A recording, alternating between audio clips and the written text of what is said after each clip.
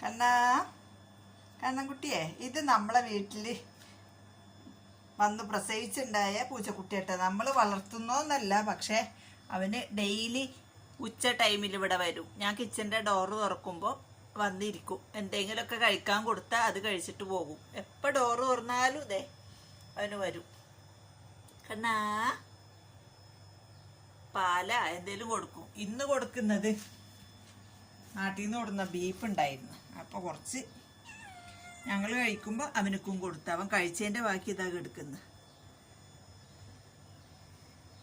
അവനക്കിപ്പോൾ വേറെ എവിടുന്നും കിട്ടാനില്ലല്ലോ. ഇതുപോലെ വേസ്റ്റ് ബിന്നിലൊക്കെ പോയിട്ട് എടുക്കുന്നതല്ലേ.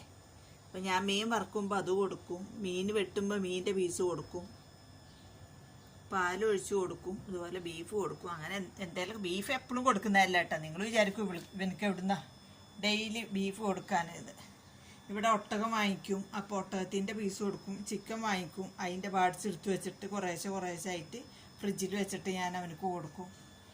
പാല് കൂടി വറ്റിയിട്ട് ഇരിക്കുകയാണ്. അതിൻ്റെ അമ്മ അപ്പം തിരിഞ്ഞു നോക്കുന്നില്ല ഭാഗത്തിനെ. അപ്പോൾ നമ്മളെന്തേലും കൊടുക്കുന്നത്. നല്ല ചൂടല്ല ഇവിടെ, 47-46 ഡിഗ്രി ചൂടായിട്ടാണ് നിൽക്കുന്നത്. അപ്പം ഞാൻ ഇവനിക്ക് ഇങ്ങനെ എന്തെങ്കിലും ഫുഡ് കൊടുക്കുന്നതാ.